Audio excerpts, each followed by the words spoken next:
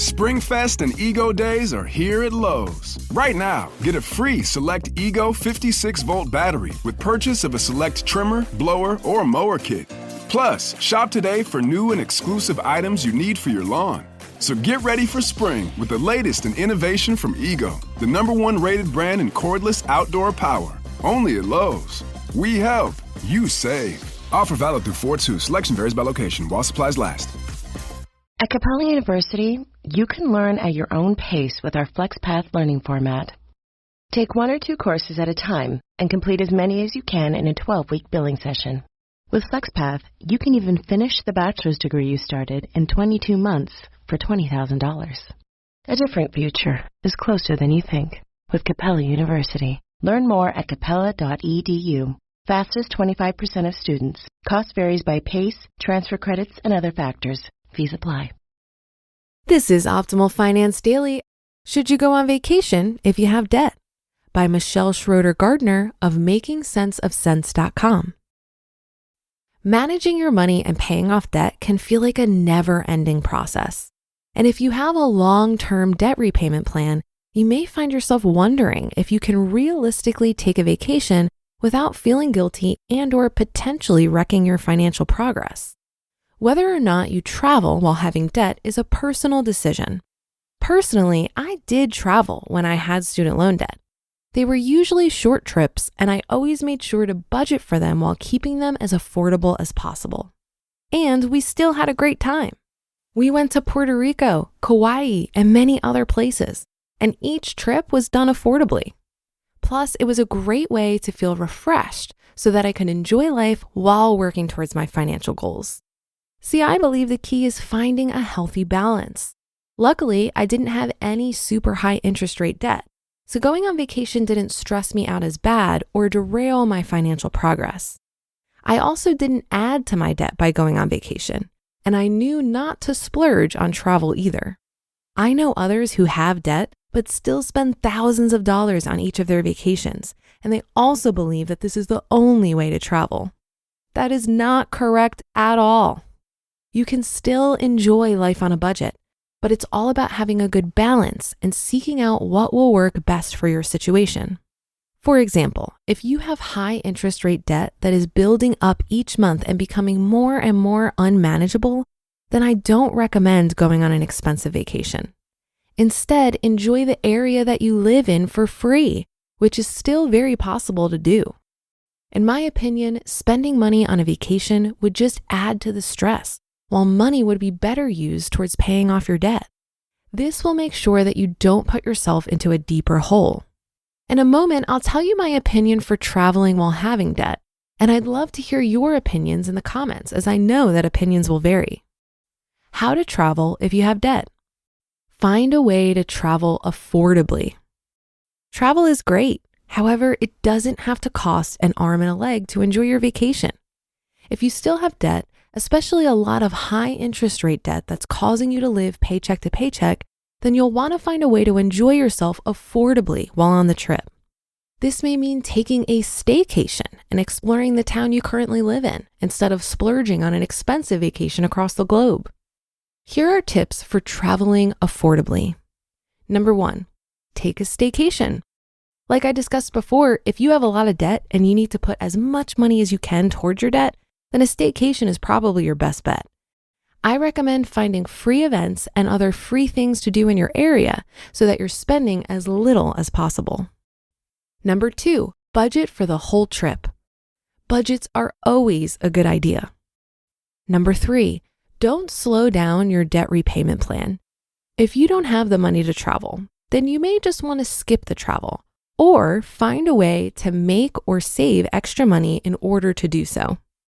And number 4, if you have the gear to camp, then camp. Camping can be expensive, so I wouldn't recommend that everyone go out and buy new gear to do it. However, if you already have camping gear, then it can be a great way to travel somewhere affordably and see the beautiful outdoors. Related tip. My preferred way to travel affordably is to stay in short-term rental vacation homes such as Airbnb. Airbnb vacation home rates are usually comparable or cheaper than a hotel. Plus, you usually have more room and there's usually a kitchen as well. Also, if you have a lot of people going on vacation with you, you can split a house for a much cheaper price than it would be for everyone to get a hotel room. Whatever you do, don't take on more debt. I've heard countless stories of people taking on more debt in order to go on vacation and to travel more.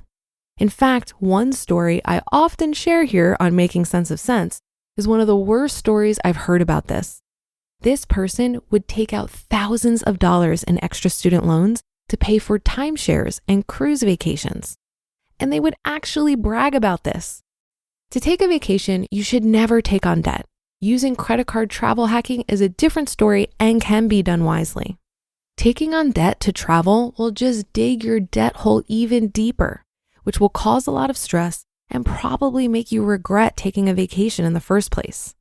You want good memories to come from the trip that you take, not stress, regret, and other negative feelings when you think about your vacation. Vacations are great and all, but taking on debt to go on them is 99.99% of the time not worth it. You just listened to the post titled, "Should You Go on Vacation If You Have Debt?" by Michelle Schroeder-Gardner of makingsenseofsense.com. And now a word from our sponsors at Betterment. When investing your money starts to feel like a second job, Betterment steps in with a little work-life balance. They're an automated investing and savings app, which means they do the work. While they build and manage your portfolio, you build and manage your weekend plans. While they make it easy to invest for what matters, you just get to enjoy what matters. Their automated tools simplify the complex and put your money to work, optimizing day after day and again and again. So go ahead, take your time to rest and recharge. Because while your money doesn't need a work-life balance, you do. Make your money hustle with Betterment. Get started at betterment.com. That's BETTERMENT.com. Investing involves risk. Performance not guaranteed. The spirit of innovation is deeply ingrained in America, and Google is helping Americans innovate in ways both big and small. The Department of Defense is working with Google to help secure America's digital defense systems, from establishing cloud-based zero-trust solutions to deploying the latest AI technology. This is a new era of American innovation. Find out more at g.co/American innovation.